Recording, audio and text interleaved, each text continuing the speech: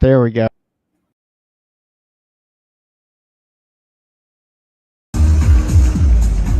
There's one more. There's no special order. But for those of you that, like me, thought that this was the alphabetical order, let me tell you, it's not. So if your name already passed, because we are already on letter N, you might still be a winner, because the order here is completely random. And the sixth winner on the invention category comes from Canada. His name is Billy.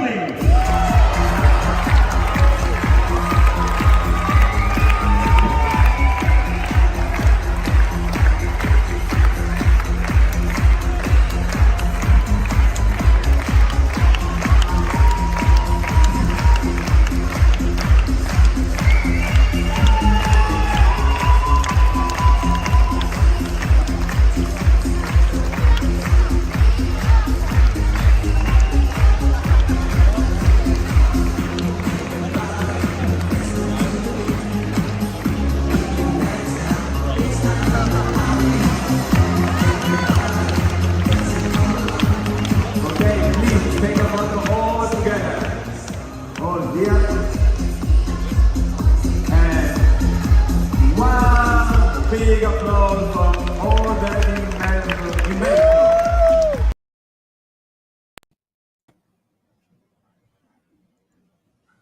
Wait a minute. There we go. All right, we did it. Wait, I'm a little fuzzy. Hold on.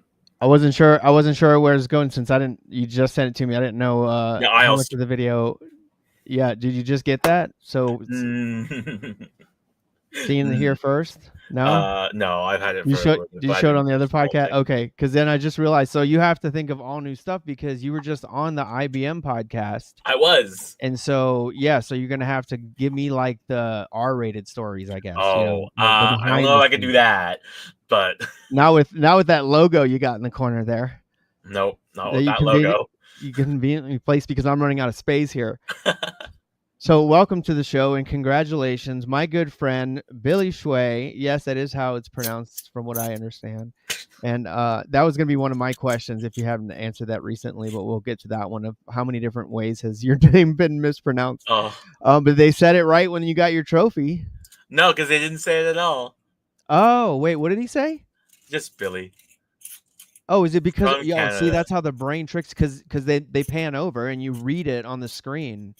Yeah. So all right, well my brain. I don't think he wanted to mess up the. I was wondering. I missed that part. Okay, so so somebody named Billy just took home a FISM trophy for invention, right, for a very special category.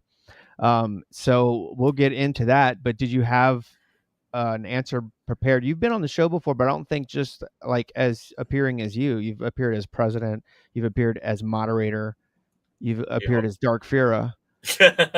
But so have you answered the question, what is up your sleeve? Because we usually start with that one. My arms are up my sleeve right now. All right, we're gonna go for the typical dad joke answer.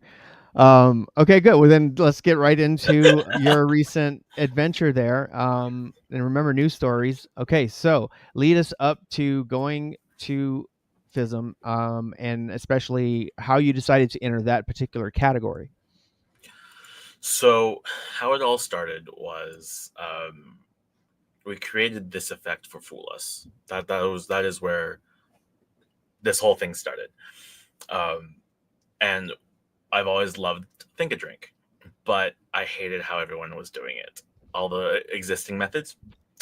There's the perfectionist in me just did not like the entirety of it, if that makes sense. So I always nitpick at every little bit of something I like until I decided, hey, might as well create something, figure out a brand new way to do it, even if it's not brand new. My Billy doing dad jokes at the end is, yeah, it is.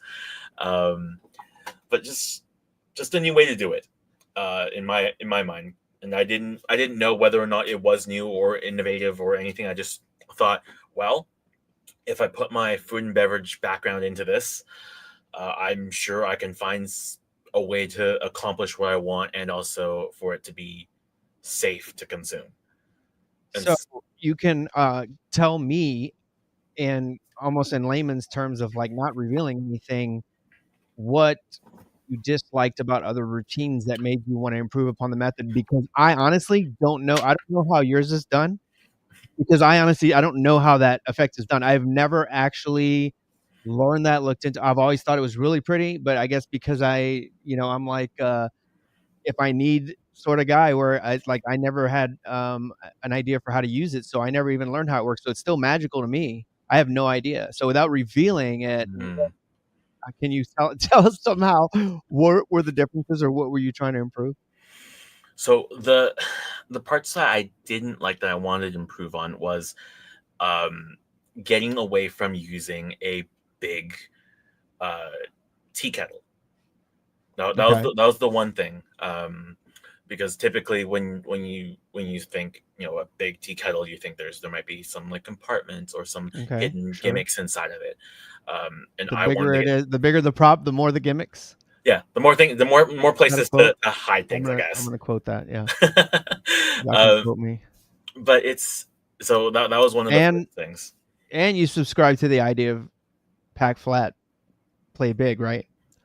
Okay, yep. So smaller tea kettle. Smaller tea kettle. That was the wasn't that your nickname in high school though? Tiny tea kettle? Didn't you tell me something about? Oh, okay, it was a different name. No, it was a different person. Gotcha. Okay. So that was the first step. The second thing was, without getting too into the details of methodology, the choices, allowing the volunteer to have a free choice of not just the beverage but also the glasses, because sometimes if you'll see the magician will either the magician will name the drinks or they'll pick the glasses for whatever drink that was named. So there wasn't a fair way to have the drink named and a glass chosen, because traditionally one of the methods is something is prepared in the glasses. And then from there, I wanted it to be most importantly, I wanted it to be food safe, because I don't want to put anyone, like any of my spectators, in harm's way of like ingesting chemicals. That's why you eliminated the shrimp cocktail. That is why in case there's anybody allergic to seafood. So you're like, you can't just name anything, because no, I'm not going to make you a shrimp cocktail right now. Yeah. But it almost does. You almost make basically any drink in the book. Yeah. Speaking of book, the menu itself, I don't know how much you want to talk about, but I remember distinctly, I have a very interesting perspective on this routine. Do you remember, Billy? Because when we were in Las Vegas, we were there on the same weekend. And so when you were practicing for your Foolus Act, which we want to talk about your experience there as well. So if we get distracted, don't get into it. Remind me, because I want to talk about that. The fact that I saw this in text and in just dialogue. Of you doing it in the hotel room before seeing it ever, which actually I didn't get to see it live. I got to see it on video like everyone else. But yeah, I was reading through it with you, but I remember distinctly something about the menu that was original or clever. I wouldn't say original or clever. It was just that it's a normal menu. It's ungimmicked. Every aspect of my routine is 100% ungimmicked and inspectable. Oh, well, see, I didn't know the menu wouldn't normally be inspectable. You would think like okay, like a himber or something like that, some secret things going on in there. But no, if it came down, I can literally hand everything away, even the unused glasses. All right, so that was one thing that we were gonna talk about, handing stuff out. Shall we skip around then, because we still we're leading up to you getting this amazing trophy? But I found it interesting. I don't know if you changed that about the act, especially for going for invention, but you did not hand off your tea kettle at the end to make sure that not only was it small in stature, but Penn and Teller would know that it's ungimmicked, that there's nothing about the teapot, and not assume anything. Yeah. So I was banking on them asking about the teapot. Okay. But they And didn't. since they didn't. They didn't. There's many things I wanted them to ask about, but they didn't. That was really it. And really, you know, in the heat of the moment, it's hard to say how anybody would, because you want to be polite, you want to just basically agree with whatever they're saying. Yep. Very easy to not realize until you get off the stage what really went on or what they were actually talking about or asking about. But yeah, it's unfortunate because that's a situation where if you had choreographed just walking over and handing it to them, that would be really strong. I really wanted to hand the water bottles to them. I wanted to hand the teapot to them. I want whatever they wanted. I wanted to give it to them. Anything whatever on the table, anything they want. Yeah, but I think it's a little more symbolic to hand them a teapot than a couple water bottles, or like, oh, here's my glass. Here's like, you know, it makes it kind of suspicious. Well, look at this. Here's the menu. Look under the table. But no, it's just like offering tea, you know, and then they're free to look at it. I think probably that's where anybody would go. Like if we were to try to think as a layman, you would naturally be like, let me see that teapot, not, you know, let me look at that tablecloth. Right. Yeah. So yeah, that would be logical. Magicians. So when in the first year or so, I wasn't handing out the teapot because I only had like 2 of them. And so what I did was after the act was done, everything gets cleaned up onto a tray, and I would leave it out in the lobby, like just all of it, just out in the lobby. If people want to sniff the drinks, taste the drinks, look at it, the teapot, whatever they wanted, they can inspect everything. So I've had times when a magician came to see like Cabaret of Wonders, and I'll just kind of just talk to some of our guests, and I see the magician walk over to the teapot, open the lid, and swear, and then touch the handle, and then swear again. It's my favorite moment. Love that. I was actually thinking of an idea like that without revealing too much about the fact that kind of a magic competition situation is very unique, and the idea of fooling them within the environment and taking advantage of that, of something you do out in the hallway may lead them to believe they know what's happening backstage, but that, you know, they wouldn't work anywhere else, just probably, you know, at a competition. Yeah, but we didn't really come up with the idea of actually giving away the teapot until we realized, wait, we can give it away. Why not? And so I made sure I bought enough teapots for to give away at FISM. You know, I had 3 on me, you know, a backup, 1 to perform with and give away, and the second one just in case. But, you know, extra teapots. The things we carry as magicians. This is a question I keep trying to remember to ask, so I'll just throw it in there. We'll get off topic a little bit. Yeah. But what is one of the weirdest things you've had to try to pass through airport security, or what's one of the craziest airport security experiences you have or can remember? And I'm sure you probably have more than one, but is there anything that comes to mind? I don't know. I think all the other past presidents would agree with me. It's the IBM presidential chain. That was every single time I got stopped at security. Wow! Like it got to the point where I just pulled it out, put it in its own basket. You never tried to just wear it through? Like you should just probably like try to wear it through the metal detector. Like what is going on? What? Oh, am I wearing a belt? Oh, I had my. Hold on a second. Belt, wasn't it? Oh, start taking everything else off. Oh man, I'm so sorry. The shoes. I had coins. I had coins in my pocket. Oh yeah, these are there's metal in my boots. And then finally, what do they say? Like what's up, gangster? No, they just go, "What is this?" I'm like, okay, well, let me explain this to you.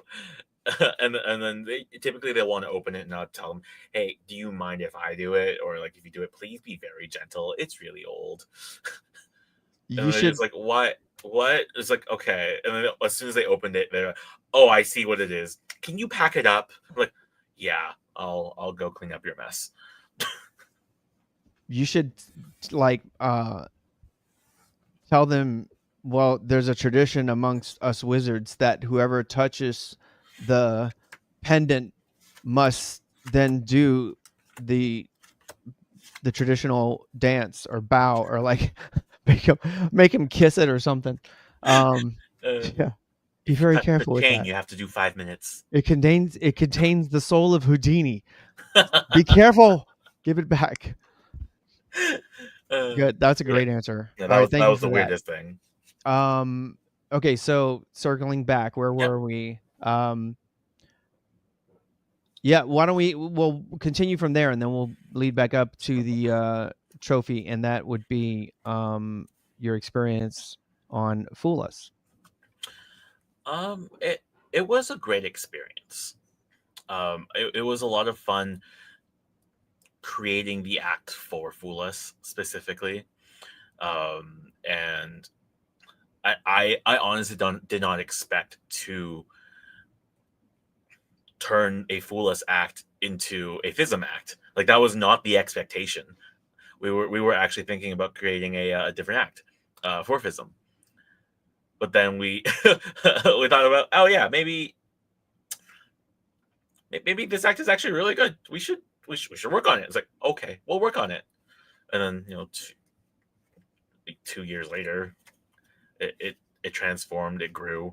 But no, it was a lot of fun getting ready downstairs and at the theater, trying to figure out, okay, I hope none of my glasses break as I'm transporting my table and my glassware and all of it. Nothing breaks, nothing falls. It was a little stressful, but once I got on stage, it was probably one of the fastest, like 7.5 minutes. I was going through oh man. What are you going through? No, I wanted you to keep talking. I turned the volume down, but just so we can kind of see it in the background of of what you're talking about. So you talked about building the act for this. So yes. what type of things were you considering, or what did you put in that may not exist within the act normally had you never gone on Fool Us, but what parts of it did you use to enhance it for this show? So I don't really know exactly what we specifically enhanced for the show, but when we were designing this, we wanted my personality to be the showcase. Oh, this is a very personality driven act. If I was to do this seriously, it wouldn't be as entertaining or as funny or as charming, as some people put it. It's the little quips, the little. I think you're charming. I think you're like an Asian version of the Dos Equis guy. I'm like, that's how I get from it. No, I'm kidding. He's not funny at all. Actually, yeah. That's you're not even old enough. No, I think charming is a great way to put it. Absolutely. And well, effect wise, or that leading to FISM, what are some of the differences or changes or improvements? Like if I were to see a video of the entire FISM act, well, would there be noticeable differences or just things internally effect wise that you've done? Both, actually. Okay. Each one would have affected the other. So what I've changed from Fool Us to FISM was we took out a drink. We only make 3 drinks instead of 4. I did start with 5, but then that got cut down to 4, and then now it's 3. Added in because of tariffs, phases of additional. Is that why? Sorry. Because of the tariffs on. Yes, it was definitely the alcohol tariffs. No, it's that sucks. Somebody's not getting a drink, and I heard you say on that. I was checking up on all your stuff, so I didn't want to ask you the same questions as some disc jockey in Ontario. So I'm watching this video podcast that you did, and oh wait, come back to I want you to tell us just real quick what's happening here. I am making. I don't actually remember what Brooke asked for. But I'm making her a drink. I'm making her a wine. There'll be so one of the big changes is in the third drink. The third drink it was removed for a I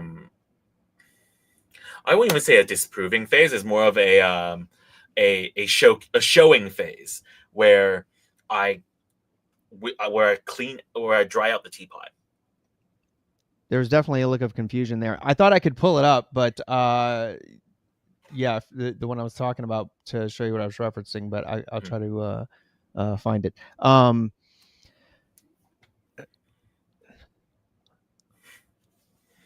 All right, so I'm going to put the link in here so people can. I'll go ahead and remove it now, but I'm going to put the link in there so people can watch it. Right.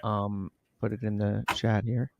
Yeah, there's a lot of subtleties added and a lot of little minor changes that that people watching might not notice, but it changes the effect significantly. It's the little things that matter here. And only 4 drinks in this one. Yeah, that's what you said on the. I had it paused at that point where you said it's morning, so we're not gonna have any alcohol, and I was like, you're about to do an interview with a guy from New Orleans. You sure about that? Because I would definitely at least ask you for a mimosa. Yeah, I could find that clip. We're gonna have to clip that. Yeah, well, it's morning. If you go get yourself a teapot, okay, and then pour some water in there, you can pour out a mimosa yourself. Nice. Yes, one of the first magic tricks of all time. Yep. So, off topic, have you, by the way, seen this film I was in called Trailer Park Jesus? No, I don't. Oh, well, you know what? We have to get together and watch it. Oh, but one of my favorite lines is he says, Jesus turned water into wine cooler, man. See, that line make you want to watch the show. Yeah. Absolutely. So here's a question. What would you do if you went back? What would you do the next time? Did you have any ideas? Not that you would need to or want to, or, but if you decided to. So I want to go back. Okay, you do. All right. Yeah, I wasn't trying to pressure you. No. The experience was literally as soon as I got off that stage, and all of the like after the awards, in my mind I was like, I'm coming back. 3 years, cool. Busan. I'm working on it. I don't know exactly what I would do, but I have a few ideas in my notebook to play around with, and I don't know if they'd be invention worthy, but they're definitely going to be fun and interesting.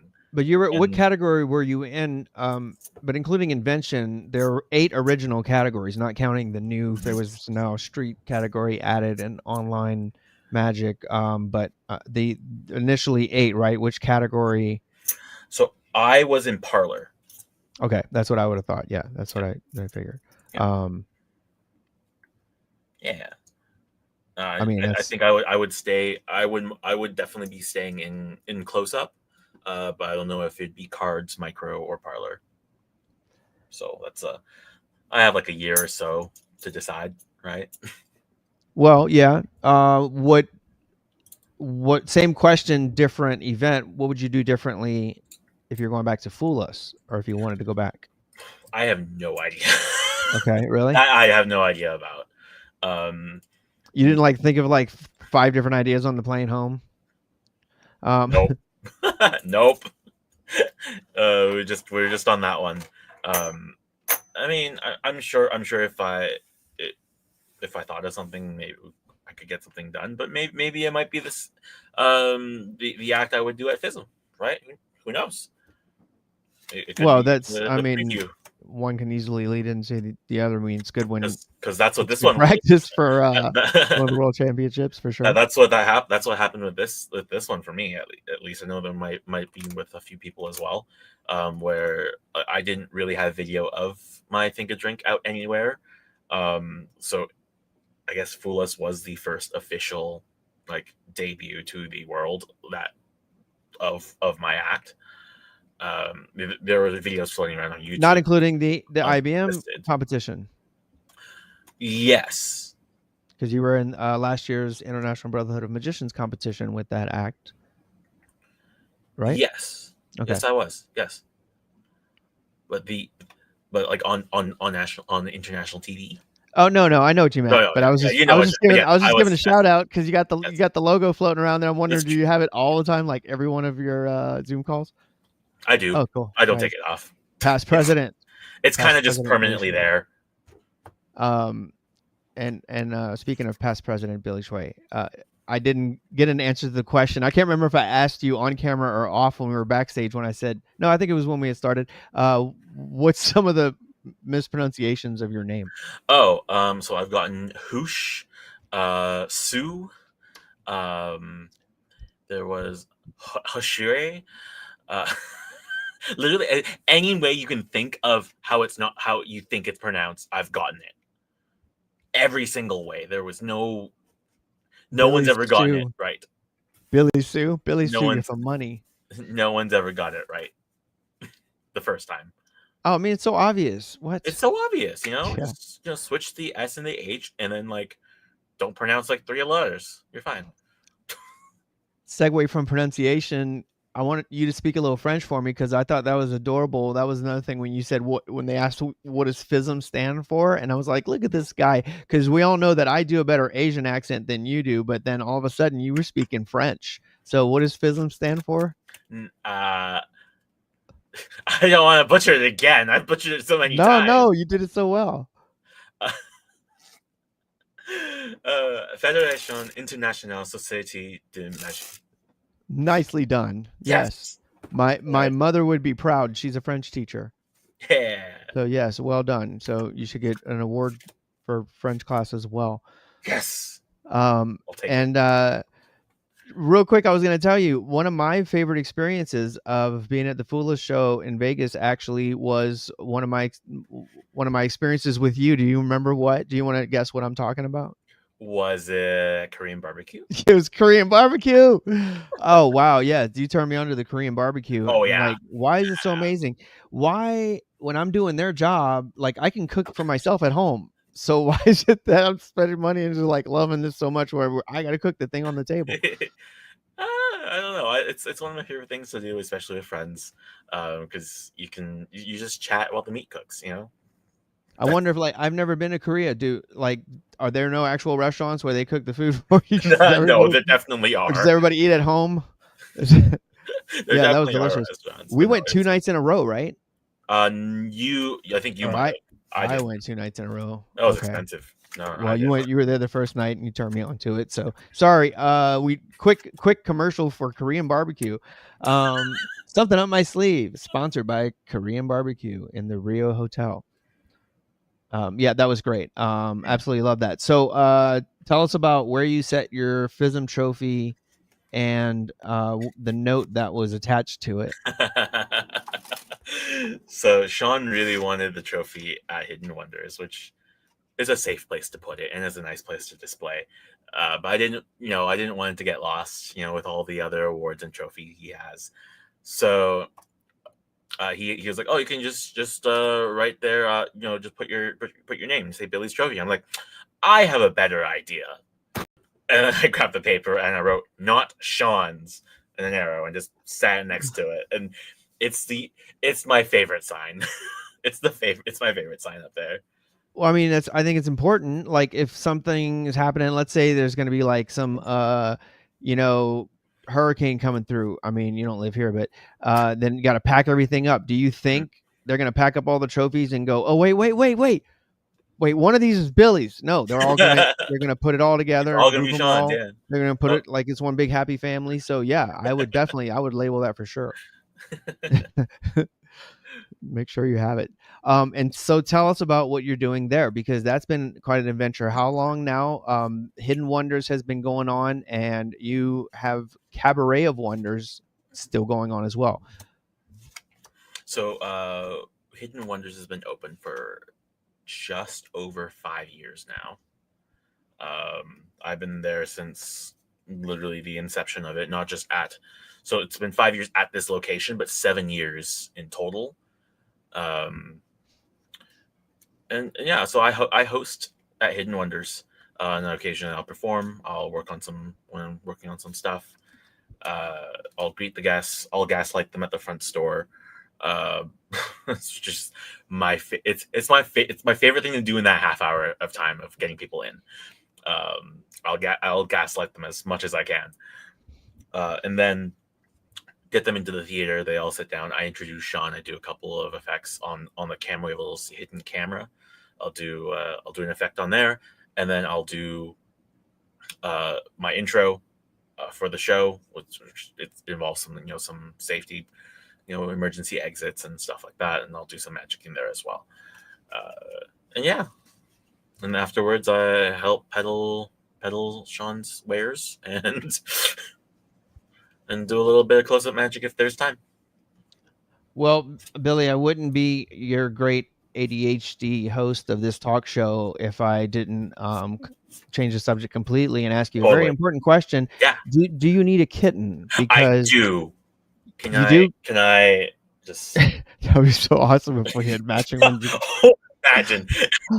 That would have been. I should have mailed you one. That would have been a great setup. Next time we'll do that on part 2. All right, and we'll do the passing kitten effect. No, but this one and her brother are fosters, and we thought we had a home for them when we did our whole goodbye. We had a meal together, and I explained you're going to live somewhere else, and then the whole thing fell through. And some they're still here, and I'm like going, no, it's temporary. And they're like, no, we're cool. And I'm like, no, you don't understand. They're like, no, it's fine. You're okay, get down. So if we'll make arrangements to get them all the way up to Vancouver if you would like to adopt them. But yeah, those are 2 fosters. So PSA for fosters. Something up my sleeve, sponsored by Metairie Kittens. That's where. Yeah, they have their own TikTok channel. But yeah, that one's available. Anyway, any pets, Billy? Any pets? No pets. What? Okay, well then we have to get you one. Yeah. I mean, who do you show off your trophy to? I show mine to my cats and my squirrel. Like, who are you gonna brag to, Billy? Well, I don't do the bragging, but Sean does in the show. He talks about the trophy and about the not Sean sign to the guests all the time, every show. What he's like? See all those trophies over there? Yeah. Oh, those are all mine. But you see that one? Yeah, that's basically it Billy's. Says not Sean. That's Billy. It says not Sean. That's not Sean. No, don't put that in that box. No, that's Billy's.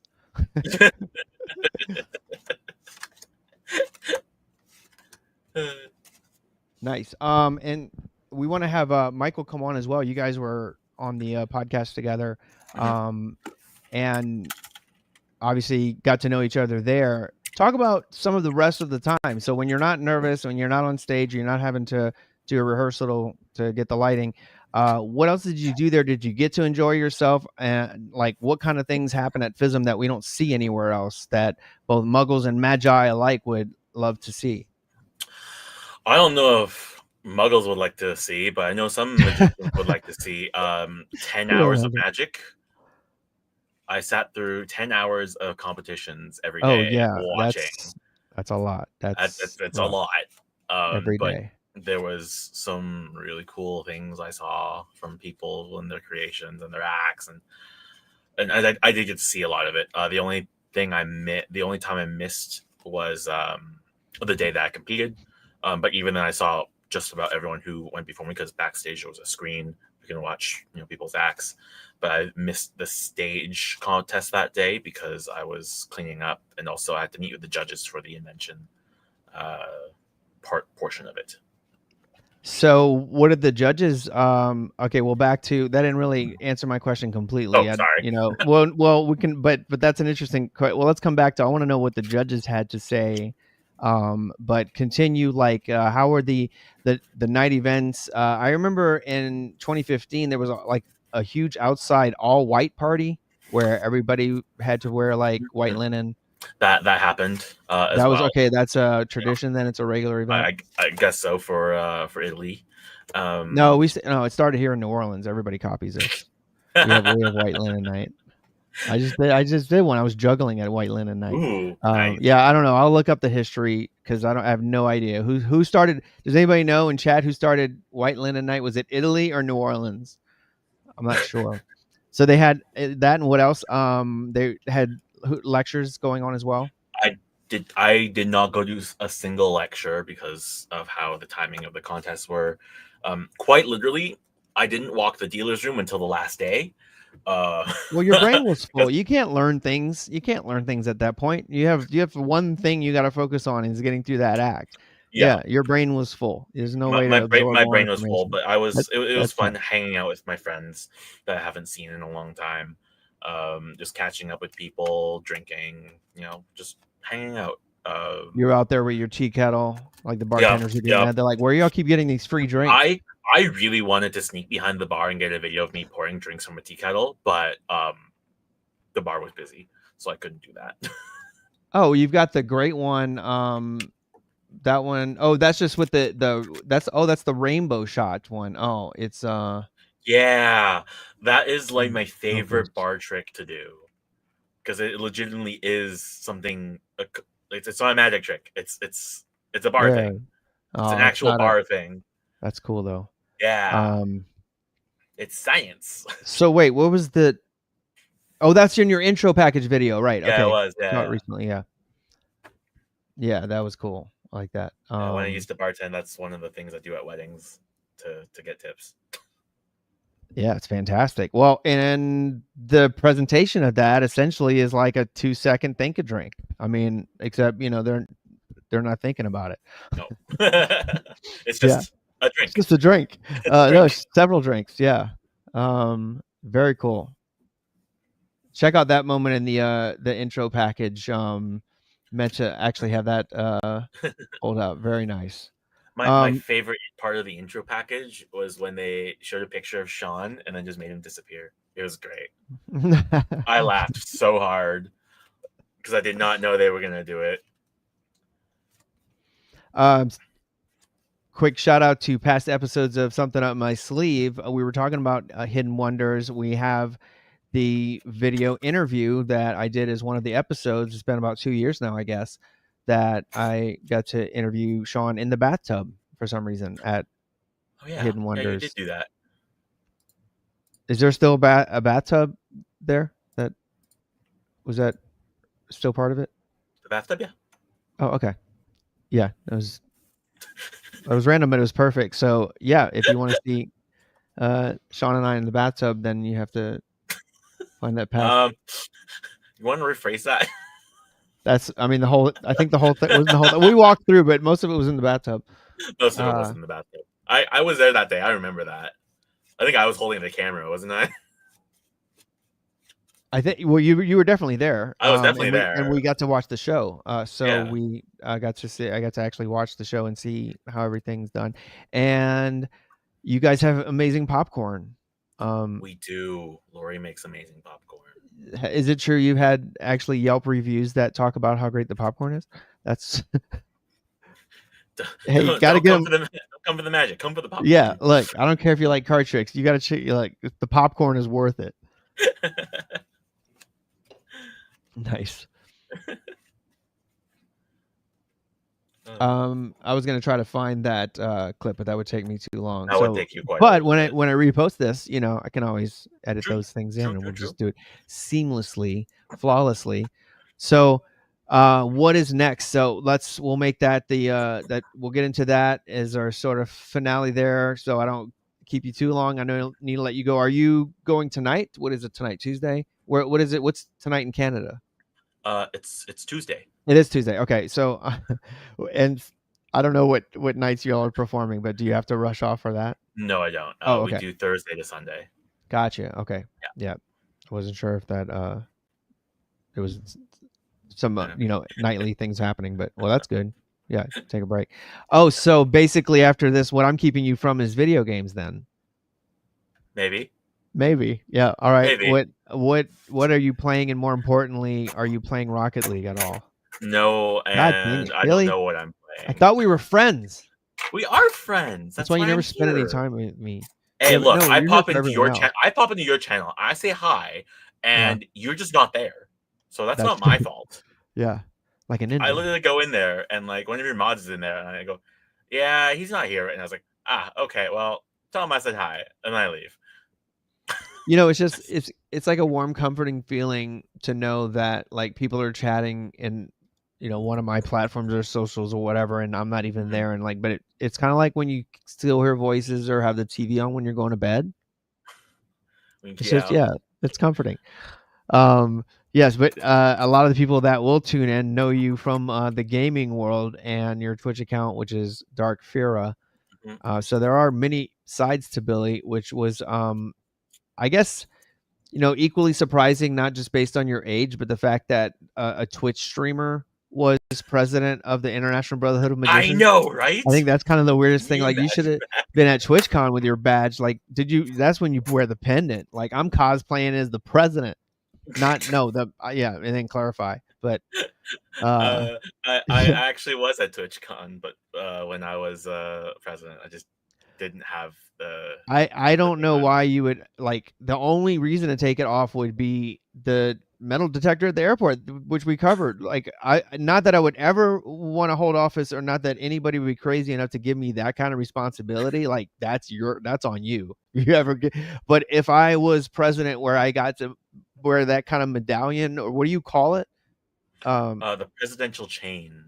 The chain. Okay, I'm gonna call it a medallion. So if I got to wear the medallion of office, I would never take it off. I would wear it all the time. I would sleep with that on. I don't know, incredible. Dude. Yeah, no. I would. I think it should be a rule. Like, for me, it's never been about showing off the bling. It's always I don't like being formal a lot. I can be when I need to be, but it's not my favorite, because that means I'm stifling my own personality and being appropriate to people. Yeah, but when you get to be the president, plus what a conversation piece, right?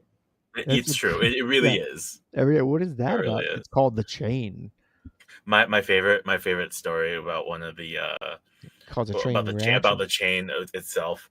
Well, not I guess, but me being president, I went to the British Ring Convention, and I met Mandy Fletcher, one of the members. She also runs a lot of the stage hands, and she works a lot. And she was worried, like, oh no, this new president is going to come in and I have to be all proper and all that stuff. And literally, I just looked at her, and she looked at me, and we just go, nah, we're good. It's just the instant of, nah, no, don't need to be president. Okay, good. I can. Mandy, you don't get any filters. Did you see we have an answer to where the White Party was started? 1988. This what? Paris. Okay, I would have thought it dates back to a lot further. Wow. Okay, so kind of I was about to say kind of like New Orleans. There you go. Yeah, it's French close. Tradition. So, but from way back in the 80s, like I was thinking, well, maybe this is something that's been going on since the 1800s. Like, who started this? Okay, I thought it'd be like something like older than that, and like more like the 1800s. I guess that's why it's important to French people. You've met Eric Rumiston, right? I was hanging out with him, and all of a sudden the only night I ever was in Belgium, he says, we're going to go to this party. It's an all white party. So you have to wear something all white. And I was like, what? And I was traveling. I didn't have much stuff with me. And I was like, he gives me something to wear. I'm like, this shirt doesn't fit. Why do I have to wear all white? And he's like, he looks at me and he's like, I can't believe you, of all people from New Orleans, you're complaining about a party because of what you got to wear. And I was like, let's go to the party. We drove, everybody was a sea of white. That was the first time I'd ever seen one. But then, we have White Linen Night in New Orleans all the time. Mm-hmm. There is something really cool about it, and it's the fact that it's not like black tie and everybody's in hot tuxedos. You can be outside, and it's really like casual, comfortable, but at the same time, everything looks so elegant because everybody's all dressed in white. Yeah, it's really. I mean, I bought white pants and white shoes for it, so it was. That's almost as slick as your all green suit look. Oh, that was a long time ago. Yeah, but we have pictures. Oh no! But actually, we didn't do the contest. I was gonna pull this up, but if I forgot to let you answer whatever, come back to whatever question I may have forgotten about. But let me pull this up because, as you know, we've been doing the Magician's Pose contest. Well, and usually I would pit you against other people, but there was no reason to, because obviously this one would win. Now I'm gonna have to put it in the finals, and we're gonna have to pit it against some of the classics that we have, because that's a prize winning. That's a great photo right there. Loving that. It's a great photo. So yeah, we're gonna give you the award without. Yes. You didn't have to compete. Yeah. Another trophy. Yeah, let's go. Love it. All right. Well, we got. Thank you, Sean, for the answer to our question. We've learned some stuff. I have a trivia question, and then I'll let you close it out. And the trivia question is, since we were talking about you wearing the chain and people's reactions to it, the chain reaction that you were getting, do you know, the trivia question is, who is the only non-magician, at least that I'm aware of, who's the only non-magician that has worn that presidential chain? You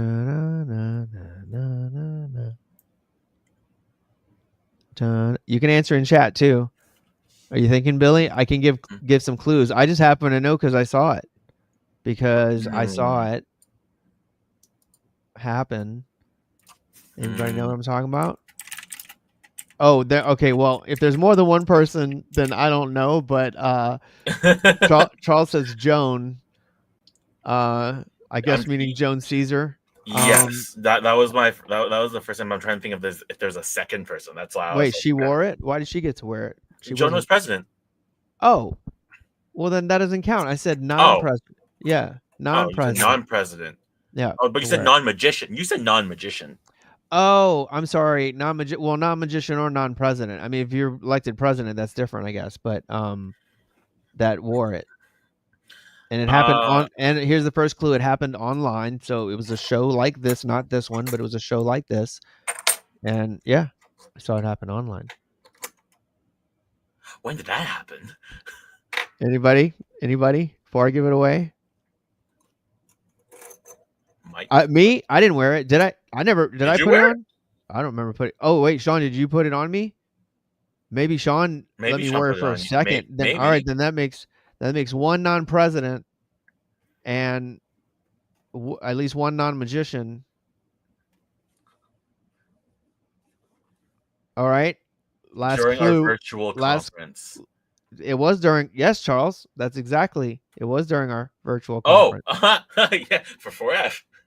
Oh, I did. I did because that was before my time then. But I was in character. I wore it as Sean Fakewar. That's right. So I don't know where's that. That's meta, man. How does that even count? That's a non-magician. That's the non-president, non-magician, non-real person. But we have those pictures somewhere as well. Okay, so I wore for 4F. So here's your last clue to the trivia question.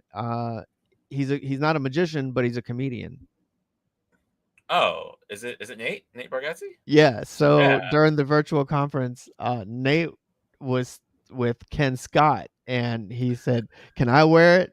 And then, and Ken let him wear it, but he said, the funniest part was Ken goes, he said, "That's money can't wait. It's invaluable." Wait, what's the expression? He's like, that. Whatever the expression was, it's invaluable. And they go, so it's free. so it's free. Yeah. It's priceless. He goes, yeah. He goes, be careful with that. It's priceless. And he goes, oh, you mean it's free? That's what it was. Yeah, it's priceless. So that was great. Yep. It was during the passing of the chain. Mm-hmm. In the virtual. Was the other time with the other person ? The passing of the chain was when maybe because it was being passed to Steve. Was Steve I don't know why they were passing the chain. I forget that part, but what they were doing there. I also no, because they were in the same room. I remember that. Right, but everybody else was virtual. Yeah. It was still for the virtual but they were together. No, they didn't pass the chain through like I was trying to pass you the kitten. Here you go. I'll get the cat. Hold on. All right. No other way. Oh yeah. We'll work it out. It's Kai. Next time. It's the next time. All right. Well, Kai, are you ready to say bye? Say bye to Billy? Yeah. Billy might come and adopt you and bring you to Vancouver. How's that sound? Yeah. You want to live in Vancouver? Probably Yeah. not. It's gonna be too cold. Oh, you're almost small enough. I could have probably done the appearing kitten out of the hatchery. Too many cats. Too many cats to work Too with. many All right. cats. Well, I'm gonna go feed them, and we're gonna let Billy go. Thank you so much for being here, and congratulations on Thank your you. amazing win. Always great to have you on the show, and even if you're just backstage helping out, but miss you and hope to see you soon. Which it will be. We'll figure it It'll out. be soon. Yeah, Thanks for for having sure. me. I really appreciate it. Absolutely. All right. Well, I'll put you backstage and say my goodbyes, and then say an actual goodbye. All right. So, bye, Bye, Billy. All right. Fun stuff. What an experience. That was Billy Hsueh, just took home a FISM trophy, World Championships of Magic, won the award for invention. We're so proud of him. Many people who are watching this are good friends of his, and it's just amazing watching his success.